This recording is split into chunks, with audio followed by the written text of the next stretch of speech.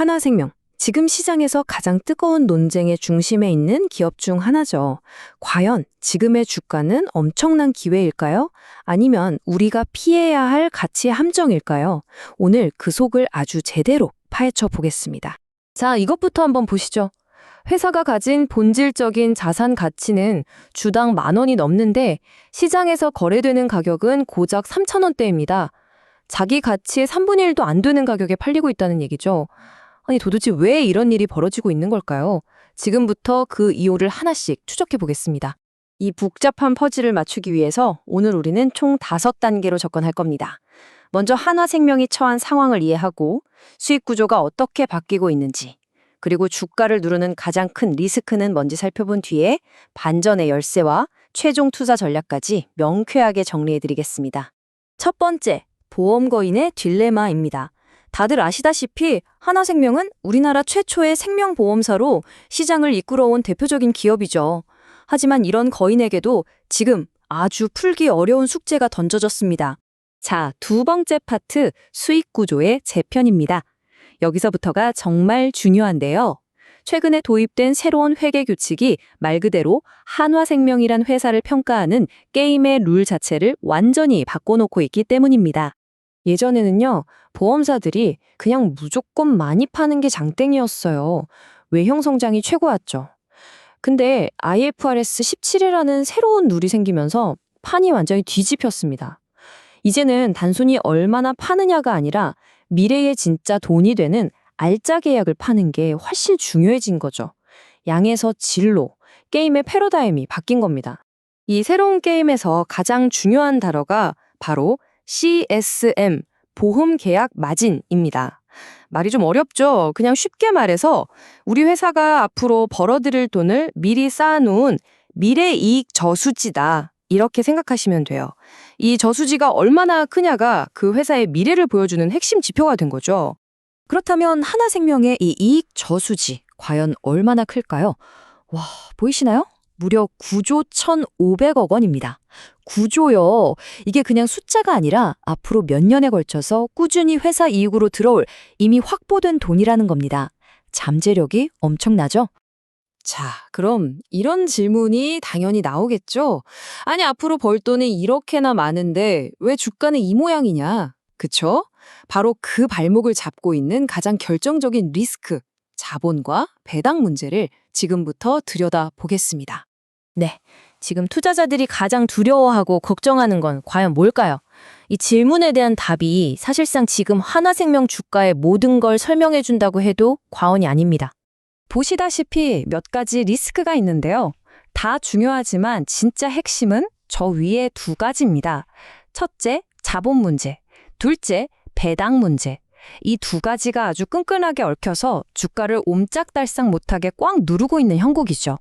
이 리스크를 이해하려면 KIS 비율이라는 걸 알아야 하는데요.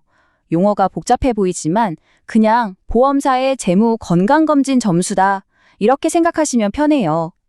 금융당국에서는 이 점수 최소 150점은 넘기세요 하고 가이드라인을 주고 있고요. 그런데 한화생명의 이 건강점수 변화를 한번 보세요. 2023년 말에 183점으로 아주 넉넉했거든요. 근데 불과 1년여 만에 155점까지 뚝 떨어집니다. 가이드라인 150점에 거의 턱걸이 수준이죠. 이러니까 시장이 불안해할 수밖에 없는 겁니다. 아슬아슬하잖아요. 자, 그래서 이 재무 점수가 낮아지니까 어떤 문제가 생기냐? 바로 배당을 못 주는 겁니다. 회사에 돈을 쌓아둬서 재무 건전성을 지켜야 하니까 주주들한테 나눠줄 여력이 없는 거죠. 이러다가 2년 연속 배당 못하는 거 아니야? 이런 우려가 시장에 쫙 깔려 있는 겁니다. 자, 지금까지 좀 암울한 얘기를 했는데요. 이제 분위기를 바꿔보죠. 그럼에도 불구하고 이 모든 걸 한 방에 뒤집을 수 있는 반등의 열쇠는 없는 걸까요? 물론 있습니다.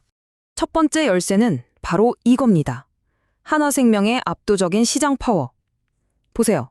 점유율 16.2%로 업계 2위 자리를 굳건히 지키고 있죠. 이건 뭘 의미하냐면 시장 상황이 좋아졌을 때 그 과실을 가장 크게 따먹을 수 있는 든든한 영업 기반이 있다는 뜻입니다. 그리고 이게 바로 결정타입니다. 궁극의 카드죠. 배당 재개 선언. 회사가 지금 우리 2025년에는 무조건 배당 다시 합니다. 라고 아주 강하게 시그널을 보내고 있어요. 만약 이게 정말 현실이 된다?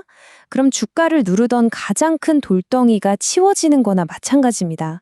엄청난 주가 재평가의 신호탄이 될 수밖에 없죠. 자, 그럼 이제 이 모든 걸 종합해서 그래서 우리는 어떻게 해야 하는가? 구체적인 투자 전략을 한번 짜보겠습니다. 시나리오는 크게 세 가지로 볼 수 있어요. 가장 좋은 그림은 배당 재개가 확정되면서 5,500원까지 가는 거고요.